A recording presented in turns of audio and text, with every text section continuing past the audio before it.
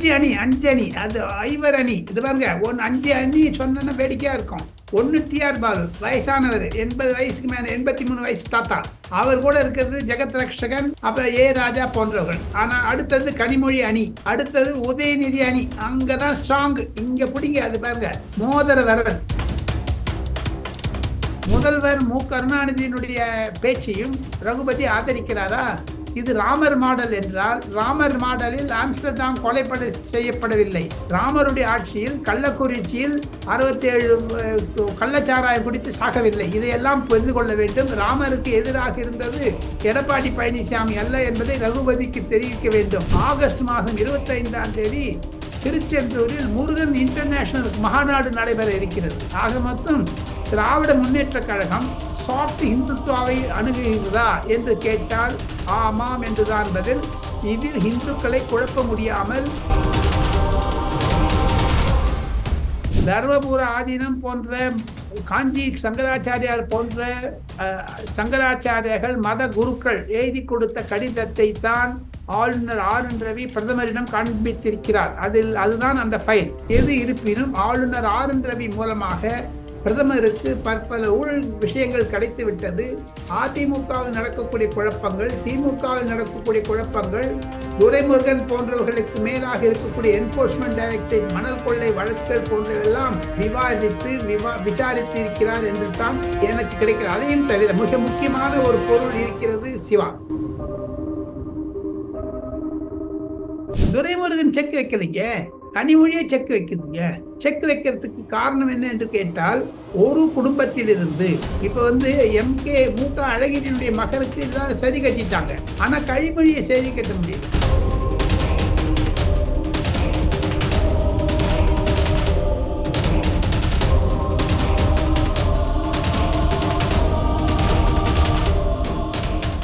Real one voice நேயர்களுக்கு, நண்பர்களுக்கு வணக்கம். இன்று இந்தியாவுடைய நாடாளுமன்ற கூட்டத்தொடர், மழைக்கால கூட்டத்தொடர் தொடங்கி இருக்கிறது. டெல்லியிலிருந்து பல்வேறு எக்ஸ்க்ளூசிவ் தகவல்களை தொடர்ச்சியாக கொடுத்து கொண்டிருக்கும் மூத்த பத்திரிகையாளர் டெல்லி ராஜகோபாலன் சார் நம்மோடு இருக்கிறார். வணக்கம் சார். நமஸ்காரம் சிவா. ரொம்ப நாள் கழித்து தங்களுடன் பேசுவதில் மற்றற்ற மகிழ்ச்சி அடைகிறேன். தங்களுடைய சிரிப்பு, என்னுடைய சிரிப்பு இரண்டும் தான் நேயர்களை கவர்கிறது. இருப்பினும் இன்று பட்ஜெட் தொடர், மழைக்கால தொடர் ஆரம்பித்து விட்டது. நாம் இருவரும் இப்படி பேசிக்கொண்டு இருக்கக்கூடிய சமயத்தில் மழை கொட்டு என்று கொட்டுகிறது. நான் பாராளுமன்றத்தில் இருந்தான் இப்பொழுது வீட்டிற்கு வந்தேன்.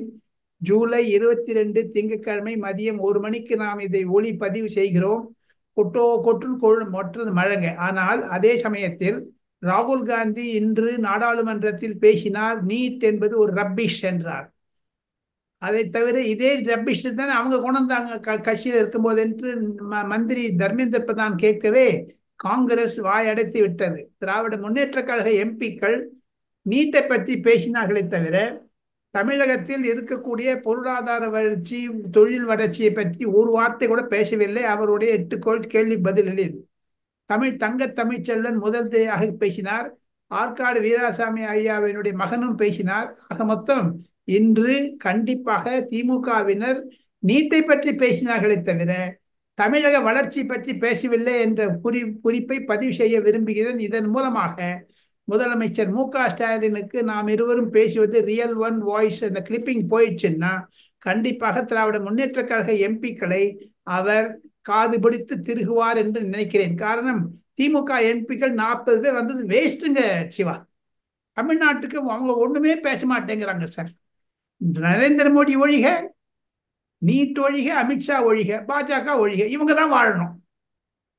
இது என்னங்க இதுவா ஜனநாயகம்? இது பணநாயகம். எப்படி விக்கிரவாண்டி தேர்தலில் வெற்றி பெற்றார்களோ பணத்தை கொடுத்து எதோ ஒன்று நினைக்கிறாங்க, பணத்தை பண்ணிடலான்னுட்டு. ஆக மொத்தம் திமுக உறுப்பினர்களுடைய போக்கு என்பது மாற்றிக்கொள்ள வேண்டும் என்பதைத்தான் நான் தலையாக வணங்கி மு.க. ஸ்டாலின் முதல்வரை கேட்டுக்கொள்கிறேன். தங்களுடைய திமுக எம்பிக்களை பற்றி வாராந்திரம் ஒரு ரிப்போர்ட் கேளுங்க அப்படின்னு நான் முதலமைச்சருக்கு ஒரு பரிந்துரை செய்கிறேன், ரியல் ஒன் வாய்ஸ் நேயர்கள் மூலமாக. சார், இப்போ பாத்தீங்கன்னா, இப்போ நாடாளுமன்ற தேர்தல் முடிந்த பிறகு இந்த கூட்டத்தொடர்ல திமுக எம்பிக்கள் கலந்திருக்காங்க. இப்போ திமுக எம்பிக்கள் இடையில அவர்களுக்கு இடையில சில அணிகள் பிரிஞ்சு கிடக்குறாங்க அப்படின்னு சொல்லப்பட்டது. இந்த நாடாளுமன்ற கூட்டத்தொடர்ல அணிகள் பிரிவு ஏதாவது இருந்ததா? 5 அணி 5 அணி அது ஐவர் அணி. இது பாருங்க, 5 அணி சொன்னா வேடிக்கையா இருக்கும். ஒன்னு டிஆர் பாலு, வயசானவர், 80 வயசுக்கு மேல, 83 வயசு தாத்தா. அவர் கூட இருக்கிறது ஜெகத் ரக்ஷகன், அப்புறம் ஏ ராஜா போன்றவர்கள். ஆனா அடுத்தது கனிமொழி அணி, அடுத்தது உதயநிதி அணி. அங்கதான் ஸ்ட்ராங். இங்க பிடிங்க, அது பாருங்க, மோதிர விரல். உதயநிதி ஸ்டாலினுடைய அணியில் 12 பேர் இருக்கிறார்கள், 21 மெம்பர்ஸ்ல. ஆக மொத்தம் உதயநிதி ஸ்டாலினுக்குத்தான் இங்கு செல்வாக்கு அதிகமாக இருக்கிறது. தமிழக எம்பிக்கள் டிஆர் பாலுவை சாச்சா மாமாலாம் கூப்பிடுறாங்களே தவிர மரியாதை இருப்பதாக எனக்கு தெரியவில்லைங்க. முதலமைச்சருக்கு இந்த விஷயம் காதுக்கு எட்ட வேண்டும். காரணம், 5 அணிகள் திமுகவில் இருப்பதனால் ஏ ராஜாவும் கனிமொழியும் தனியா போயிடுறாங்க சில டயத்துல. கனிமொழிக்கு என்ன, நாடாளுமன்ற குழு தலைவராக இருந்தாலும் சரத்பவாருடைய மகளும் அனுப்பிரியா பட்டேலுடைய மகளும், அதையும் தவிர சுக்பீர் சிங் பாதலுடைய மனைவியும், இவங்கெல்லாம் எம்பி. அவங்கெல்லாம் சேர்ந்துன்னு ஒரு குழாம் வச்சிருக்காங்க, வாட்ஸ்அப் குரூப் வச்சிருக்காங்க. எப்ப பார்த்தாலும் வாட்ஸ்அப் பண்ணிட்டே இருக்காங்க. அவங்களுக்கு என்ன தெரியுமோ, ராகுல் காந்தி பிரதமராக வேண்டும், அதில் கனிமொழி மந்திரியாக வேண்டும் என்று ஒரு சொப்பனம் இருக்கிறது, பகல் கனவு. இதுதான் திமுக அணியில் இருக்கக்கூடிய கருத்து வேறுபாடுகள், நிலைமைகளை நான் மிகவும் வர்ணனை கொடுத்தேன். இதில் ஒரு விதமான தவறு கூட இருக்காது என்று நான் நம்புகிறேன். சிவா. சார், இப்போ ஒரு முக்கியமான நிகழ்வு தமிழ்நாட்டில் சார், அதாவது பாத்தீங்கன்னா இப்போ உதயநிதி ஸ்டாலின், ராசா போன்றவர்களை பொறுத்த வரைக்கும் சனாதன எதிர்ப்பு, ஆரிய எதிர்ப்பு அப்படிங்கறத அடிக்கடி பேசி வந்துகிட்டே இருக்காங்க. இப்படியான சூழ்நிலையில புதுக்கோட்டையில நடைபெற்ற ஒரு கம்பன் கழக விழாவில் அமைச்சர் ரகுபதி அவர்கள் பேசும்போது, தமிழ்நாட்டில் ஸ்டாலின் தலைமையில நடக்கக்கூடிய ஆட்சி கடவுள் ராமருடைய ஆட்சி நடைபெறுகிறது. காரணம் என்ன அப்படின்னா, ராமருடைய ஆட்சியே திராவிட மாடல் ஆட்சி தான். அதனால இந்த ஸ்டாலின் தலைமையிலான திராவிட மாடல் ஆட்சி ராமருடைய ஆட்சி அப்படின்னு சொல்லி பேசியிருக்காங்க. இதை நீங்க எப்படி சார் பாக்குறீங்க? பேசினது யார்? ரகுபதி தானே? ஆமா சார். அவர் அதிமுக வந்தவர் தானே. அம்மையார் ஜெயலலிதா மந்திரி சபையில் இருந்தாரு. ஆக மொத்தம் பெரியவர், மரியாதைக்குரிய முன்னாள் முதலமைச்சர், 94 வயது தாத்தா, தமிழ் தாத்தா என்றெல்லாம் பாராட்டக்கூடிய கருணாநிதி அவர்கள் ராமர் என்ன இன்ஜினியரிங் பட்டம் வாசித்தாரா என்று கேட்டார் அல்லவா சிவா? ஞாபகம் இருந்தா உங்களுக்கு? ஆமா ஆமா சார். அதே தவிர டிஆர் பாலு மத்திய அரசாங்கத்தின் சார்பாக சுப்ரீம் கோர்ட்டில் ஒரு அபிடவிட் ஃபைல் பண்ணாங்க. இந்த சேத்து சமுத்திர ப்ராஜெக்ட்ல என்ன, ராமர் பாலத்தை இடிப்போம் என்று அப்பொழுது சொன்னார்கள். ராம இஸ் அ மித் என்று, ஒரு மாயை என்று. அந்த அந்த அபிடவிட்டையும் முதல்வர் கருணாநிதியினுடைய பேச்சையும் ரகுபதி ஆதரிக்கிறாரா? இது ராமர் மாடல் என்றால், ராமர் மாடலில் ஆம்ஸ்டர்டாம் செய்யப்படவில்லை. ராமருடைய ஆட்சியில் கள்ளக்குறிச்சியில் 67 கள்ளச்சாராயம் குடித்து சாகவில்லை. இதையெல்லாம் புரிந்து கொள்ள வேண்டும். ராமருக்கு எதிராக இருந்தது எடப்பாடி பழனிசாமி அல்ல என்பதை ரகுபதிக்கு தெரிவிக்க வேண்டும். ராமருக்கு எதிராக இருந்தது ஒன்று என்று கேட்டால் ராவணன். ஆக மொத்தம் தமிழகத்தில் ராவணன் ஆட்சி நடைபெறுகிறது என்று எடப்பாடி தலைமையில் சொல்லுவது நியாயமாக இருப்பதாகத்தான் நான் கருதுகிறேன். சிவா. சார், இப்போ பாத்தீங்கன்னா, இப்போ ராமரை முன்னிலைப்படுத்தி அமைச்சர் ரகுபதி பேசிய விவகாரம் திமுக தலைமை மட்டத்துல, முதல்வர் மட்டத்துல ஏதாவது அதிர்வலையை உருவாக்குமா, அல்லது திமுக தலைமைதான் இது போன்று பேச சொன்னதா, தங்களுடைய போக்கை மாற்றுகிறார்களா? என்ன காரணம் சார்? தங்களுடைய போற்றி மாற்றவில்லை. எலெக்ஷன் போது திமுகன்னுவாங்க, திகான்னுவாங்க.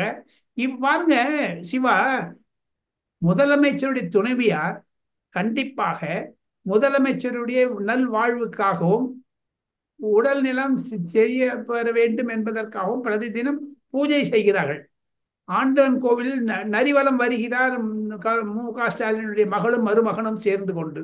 அதே சமயத்தில் கேட்க வேண்டாம், ஆகஸ்ட் மாதம் 25ஆம் தேதி திருச்செந்தூரில் முருகன் இன்டர்நேஷனல் மகாநாடு நடைபெற இருக்கிறது. ஆக மொத்தம் திராவிட முன்னேற்ற கழகம் சாஃப்ட் இந்துத்துவாவை அணுகுகிறதா என்று கேட்டால் ஆமாம் என்றுதான் பதில்.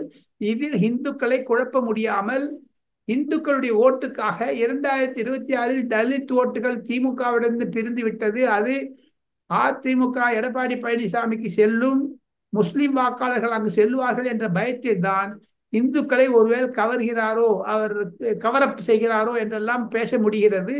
எது இருப்பினும் ரகுபதி பேச்சு ஐயா ஸ்டாலினுடைய அனுமதியுடன் தான் பேசியிருக்கிறார் என்பதைத்தான் பிரதிபலிக்கிறது. சிவா. சார், இப்போ ஆளுநர் RN ரவி அவர்கள் பிரதமர் மோடி அவர்களை சந்திச்சு பேசினாங்க. மத்தியில முக்கியமான தலைவர்களையும் சந்திச்சு பேசினாங்க. இந்த சந்திப்பின் போது தமிழகம் குறித்து முக்கியமான ஃபைல் கொடுக்கப்பட்டதாக சொல்லப்படுகிறதே சார்.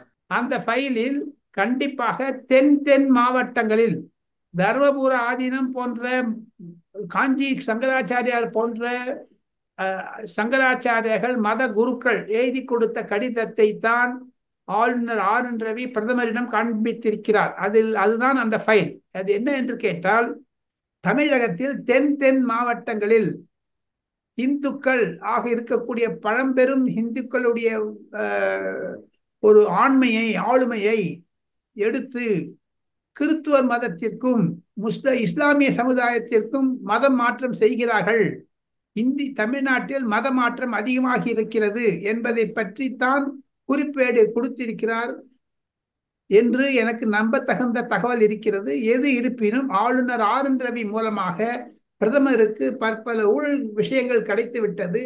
அதிமுகவில் நடக்கக்கூடிய குழப்பங்கள், திமுகவில் நடக்கக்கூடிய குழப்பங்கள், துரைமுருகன் போன்றவர்களுக்கு மேலாக இருக்கக்கூடிய என்போர்ஸ்மெண்ட் டைரக்டரேட் மணல் கொள்ளை வழக்குகள் போன்றவெல்லாம் விசாரித்து இருக்கிறார் என்று தான் எனக்கு கிடைக்கிறது. அதையும் தவிர மிக முக்கியமான ஒரு பொருள் இருக்கிறது சிவா. NIA என்று சொல்லக்கூடிய நேஷனல் இன்வெஸ்டிகேட்டிங் ஏஜென்சி என்று இருக்கக்கூடிய அமைப்பு 40 போராளிகளை இலங்கையில் இருந்தும் ISIS என்ற போகணும் பாப்புலர் ஃப்ரண்ட் ஆஃப் இந்தியா போன்ற இளைஞர்களை எல்லாம் கைது செய்து வைத்திருக்கிறது. அதற்கு RN ரவி ஏற்கனவே தமிழ்நாட்டில் பேசியிருக்கிறார். Popular front of India, SDPI போன்றவர்களை எல்லாம் தடை செய்ய வேண்டும் என்று. அந்த அமைப்புடன் எடப்பாடி பழனிசாமி தேர்தல் கூட்டணி வைத்திருக்கிறார். காங்கிரசுடன் PAF கூட்டணி வைத்திருக்கிறது கேரளாவில். இதையெல்லாம் வர்ணித்து காண்பித்திருக்கிறார். கண்டிப்பாக முதலமைச்சர் மு.க.ஸ்டாலின் அயல்நாடு பிரயாணம் பற்றியும் ஆளுநர் RN ரவி பிரதமரிடம் தெரிவித்திருக்கிறார். காரணம், பிரதமருடைய பர்மிஷன் இல்லாமல் கருணாநிதியின் மகன் மு.க.ஸ்டாலின் அயல் நாடு போவது கடினம். 45 நாட்களுக்கு அவர்கள் அனுமதி கொடுத்திருப்பதாக எனக்கு சூசக தகவல்கள் கிடைக்கின்றன. அந்த 45 நாட்களில் தன்னுடைய அரசாங்கத்திற்கு அந்நிய முதலீடுகளை தவிர தன்னுடைய உடல்நிலையையும் பரிசோதிப்பதற்காக செல்லுகிறார் என்று தான் டெல்லியில் இருக்கக்கூடிய வட்டாரங்கள் ஆளுநர் RN ரவி சந்தித்த பிறகு விசாலமாக பேசுகிறார்கள். சார், இப்போ உதயநிதி ஸ்டாலின் அவர்கள் துணை முதலமைச்சராக ஆக போகிறார் அப்படிங்கிற பேச்சுக்கள் அடிபட்டுக்கிட்டு இருக்கும் போதுதான் மூத்த தலைவர் துரைமுருகன் அவர்கள் உதயநிதி ஸ்டாலின் துணை முதல்வர் ஆவதற்கு செக் வைக்கிறார், தடையாக இருக்கிறார் அப்படிங்கிற செய்திகள் வெளியாகி இருக்கிறது. இதை எப்படி சார் பாக்குறீங்க? உண்மையா சார்? இது துரைமுருகன் செக் வைக்கலைங்க, கனிமொழியே செக் வைக்குதுங்க. செக் வைக்கிறதுக்கு காரணம் என்ன என்று கேட்டால், ஒரு குடும்பத்திலிருந்து இப்ப MK மு.க. அழகிரியினுடைய மகனுக்கு எல்லாம் சரி கட்டிட்டாங்க. ஆனா கனிமொழியை சரி கட்ட முடியல. அங்க இருக்கக்கூடிய குடும்ப சண்டை அது. திமுகவில் இருக்க எங்க புலி வருது வருதுன்னு சொல்லிட்டே இருந்தாங்க. ராகுல் காந்தி 5 முறை காங்கிரஸ் முதல் பிரதமராக நிறுத்தியது, 3 முறை தோல்வி விட்டார். இந்த வாட்டி தோல்வி விட்டார் 2024. ஆனால் உதயநிதி வெற்றி பெற்றார். விக்கிரவாண்டி தேர்தலில் வெற்றி பெற்று காண்பித்தார். அவருக்கு வெற்றி வாகை சூடும் அளவிற்கு அவரை துணை முதலமைச்சர் ஆக்காமல் இருப்பது 3 முறை 3 வருஷமா பேசிட்டே இருக்காங்க சார். அவங்க தான் துணை முதலமைச்சர் எங்க இது வரைக்கும் ஆக்கல அவங்க. ஆக மொத்தம் திமுகவில் உட்கட்சி. இதனால்தான் சீஃப் மினிஸ்டருக்கு தூக்கம் வரலையோன்னு நினைக்கிறேன். ஏன் தெரியுமோ, அவர் ஓப்பனாவே சொல்றாரு எனக்கு தூக்கம் வரலன்னுட்டு.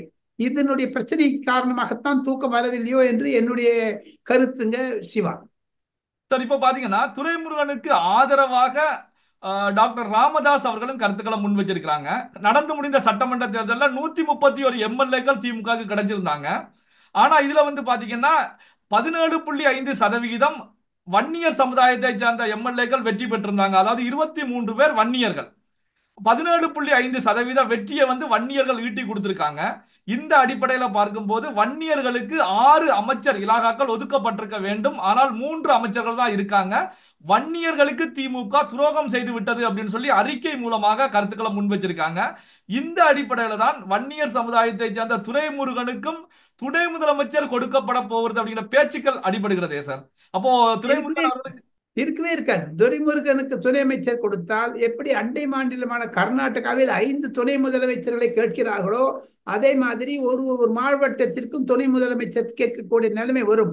கொடுத்தால் மு.க.ஸ்டாலின் தன்னுடைய மகனுக்கு கொடுப்பாரே தவிர துரைமுருகனுக்கு கொடுக்க மாட்டார். ஒன்று. இரண்டாவது, ஐயா ராமதாஸ் சொன்னது கருத்தில் கவனம் செலுத்த வேண்டும். இதுதான் 2026 ஒரு நூதனமான பிரச்சாரமாக பாமக அணுகுமுறை செய்யக்கூடும் என்று கூட சூசகமாக ஐயா ராமதாஸ் அறிக்கையில் வெளியிட்டு விட்டார்.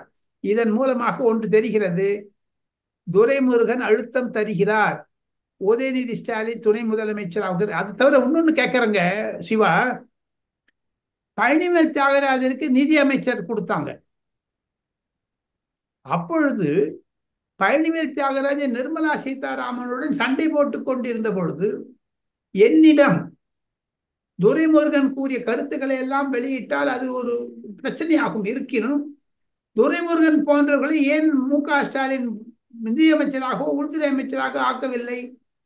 அப்புறம் நம்ம பழனிவேல் தியாகராஜன் உதயநிதி பற்றியும் சபரீசனை பற்றியும் ஆடியோ வெளிவிட்டு வந்த பிறகு தங்கம் தென்னரசை வெற்றினாரே, அப்பொழுதும் ஏன் துரைமுருகனை ஒதுக்கினார்? ஆக மொத்தம் துரைமுருகனுக்குத்தான் நிதி அமைச்சர் தர வேண்டுமே தவிர வி.ஆர். நெடுஞ்செழியன் துணை முதலமைச்சராக இருக்கக்கூடிய அளவிற்கு பைனான்ஸ் வச்சிருந்தார், கே. மனோகரன் பைனான்ஸ் வச்சிருந்தார், கே.எம். மணியழகன் பைனான்ஸ் வச்சிருந்தாங்க. அதே மாதிரி துரைமுருகனுக்குத்தான் பைனான்ஸ் கொடுக்க வேண்டியது. அவர் தான் சீனியர் மோஸ்ட் லீடர். பைனான்ஸே கொடுக்கலன்னா டெப்டி சீஃப் மினிஸ்டர் கொடுக்கவே மாட்டாங்க. அது வெறும் பரம்பரை சொத்தாகி மாறிவிட்டதால் துரைமுருகன் தன்னுடைய மகனுக்கு எம்பி பதவி கொடுத்ததே லாபம் என்று சொல்லி கை தட்டி தோல் மேல துண்டு பட்டு போயிடுவார் அவர் பாட்டில் லெப்ட்ல. ஓகே சார், பல்வேறு முக்கியமான தகவல்களை நம்முடைய வாசகர்களோடு பகிர்ந்து கொண்டதற்கு ரொம்ப நன்றி சார். தேங்க்யூ, நமஸ்கார்.